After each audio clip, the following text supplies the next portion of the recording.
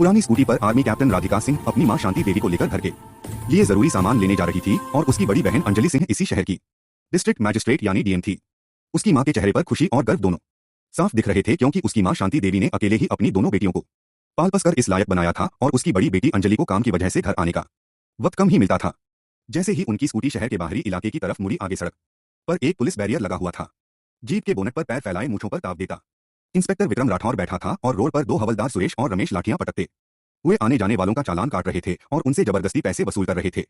उसी वक्त दूर से राधिका सिंह अपनी पुरानी स्कूटी पर अपनी मां शांति देवी को लेकर आ रही थी।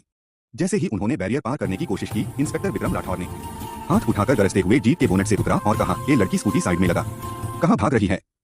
बहुत जल्दी है क्या? राधिका ने शांति से स्कूटी रोकी और उसके चेहरे पर कोई डर नहीं था। बोली, जी साहब, हम घर के लिए जरूरी सामान लेने जा रहे हैं। अगर कागज देखने हैं तो हमारे पास सारे कागज हैं। विक्रम राठौर ने उसकी ओर देखकर ठका लगाया, ओहो, बड़ी बहादुर बन रही है। और तेरे पीछे यह बुढ़िया कौन है? कहां से आ रही है? एक हवलदार सुरेश हंसते हुए बोला, सर जरूर कोई नाटक कर रही है, चेहरा देखो, बड़ी शरीफ बनने का ड्रामा कर रही है। दूसरे हवलदार रमेश ने और भी भद्दे अंदाज में कहा, सर इस बुढ़िया और लड़की का तो शक्ल ही देख लो, चोरी चकारी की मास्टर लग रही है।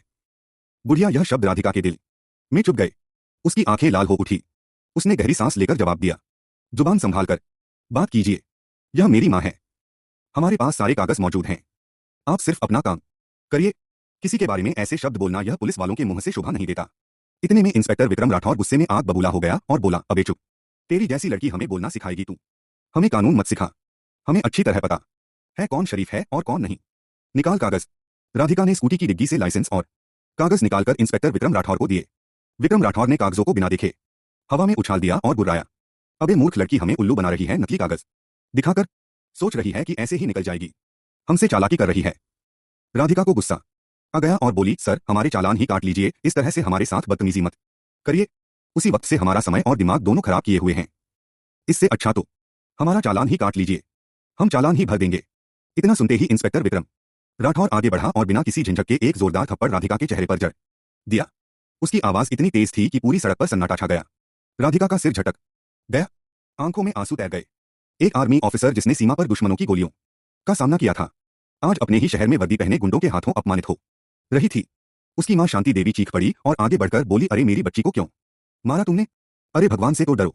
विक्रम राठौर ने उन्हें धक्का देते हुए चिल्लाया, चुप बुढ़िया, ज्यादा बोलेगी तो तुझे भी ऐसे ही थप्पड़ मिल जाएगा। हवलदार सुरेश और रमेश दोनों शैतानी हंसी हंसते हुए बोले, हाँ हाँ, बड़ी तेज बन रही थी, देखो सारी तेजी निकल गई। अब राधिका का खून खौल उठा। उसका हाथ थप्पड़ का जवाब देने के लिए उठा। सर, एएसपी ने चीखते हुए कहा, तुम्हें अब जवाब मुख्यमंत्री और चीफ सेक्रेटरी को देना पड़ेगा, अभी इसी वक्त उन्हें बाहर निकालो और अगर उन्हें कुछ हुआ तो मैं तुम्हें जिंदा जमीन में गाड़ दूंगा। फोन कट चुका था। इंस्पेक्टर विक्रम राठौर की दुनिया घूम गई थी। वह पागलों की तरह अपनी कुर्सी से उठा और हवालात की तरफ भागा। चाबी लाओ, जल्दी खोलो दरवाजा। सिपाही दौड़ा दौड़ा चाबी लेकर आया। दरवाजा खोला गया। अंदर का मंजर देखकर इंस्पेक्टर की आत्मा कांप गई। राधिका नीचे जमीन पर बैठी थी, उसकी गोद में उसकी मां बेहोश पड़ी थी। इंस्पेक्टर दौड़ते हुए अंदर गया और हाथ जोड़कर गिड़गिड़ाने लगा, मैडम मैडम, हमको माफ कर दीजिए, हमें सच में नहीं पता था कि आप कौन हैं, आपने बताया क्यों नहीं? राधिका ने कोई जवाब नहीं दिया। उसने बस अपनी मां की नब्ज टटोली। वह बहुत धीमी चल रही थी। उसने इंस्पेक्टर की तरफ ऐसी नजरों से देखा कि वह कांप गया।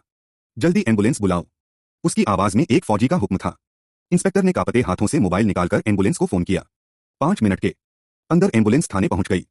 शांति देवी को स्ट्रेचर पर लिटाया गया। राधिका भी उनके साथ एम्बुलेंस में बैठ गई। जैसे ही वह लोग थाने से बाहर निकले, मीडिया ने उन्हें घेर लिया। कैमरों की फ्लैशर लाइट और सवालों की बौछार शुरू हो गई। मैडम, क्या यह सच है कि आपको पुलिस ने मारा और रात भर हवालात में रखा? क्या आप जानबूझकर अपनी पहचान छिपा रही थी? क्या आप दोषियों के खिलाफ एक्शन लेंगी? राधिका ने किसी सवाल का जवाब नहीं दिया।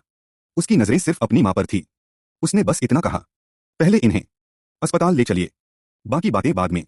अस्पताल पहुंचते पहुंचते शांति देवी की हालत और नाजुक हो गई। उन्हें सीधे आईसीयू में भर्ती किया गया।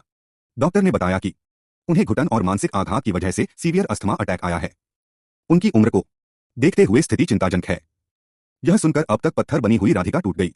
वह अस्पताल के कॉरिडोर में एक बेंच पर बैठकर अपने आंसू रोकने की नाकाम कोशिश कर रही थी।